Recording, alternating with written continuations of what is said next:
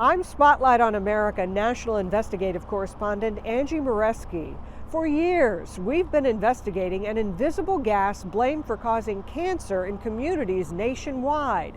Last year, the EPA took action reining in emissions to protect millions of Americans. But now, the agency could be changing course, raising serious questions about those toxic exposures.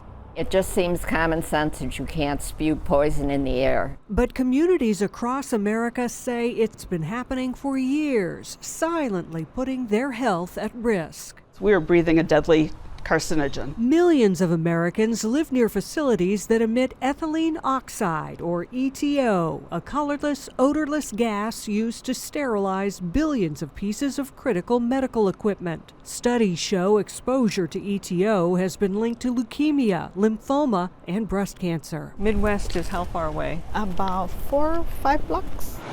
For the past 5 years, Spotlight on America has visited several communities living in the shadow of these facilities where residents suffer from increased cancer risk. We are sick and we are dying. The federal government has taken years to act. Last spring, the EPA issued this rule designed to rein in emissions by more than 90% to significantly decrease the cancer risk to surrounding communities.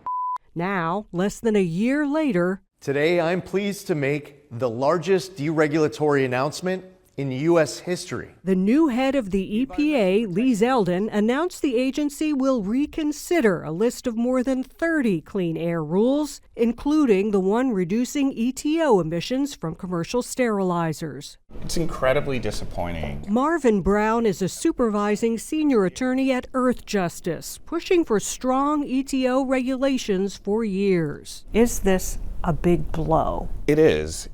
We suspect that what they're going to try and do is undo the health protections that have come in this new rule. And if they do decide to do that, that will be absolutely devastating for communities all across the United States. The EPA says it can reconsider the rules while ensuring appropriate protections for health. The agency declined our request for an interview and did not answer our questions, instead referring us to this fact sheet citing the cost of compliance for industry and potential threat to the nation's medical supply as reasons to review and potentially revise the rule. Some in the sterilization industry have argued against the new regulation, also citing costs and saying the deadline for compliance in April of 2026 does not provide enough time to make upgrades. Nearly 2/3 of these facilities are owned by major Fortune 500 corporations. So I think they can afford the cost of protecting communities that are breathing in these toxic emissions. Probably one of my most prized possessions now. Brown says this drawing from a child in Laredo, Texas, near one of the ETO facilities, symbolizes their continuing fight. What do you want to say to all the people who live nearby these facilities? I would say don't give up hope. For now, the EPA's current rule on ETO emissions is still in effect. We'll be following it closely and keep you posted on any developments. For Spotlight on America, I'm Angie Moreschi.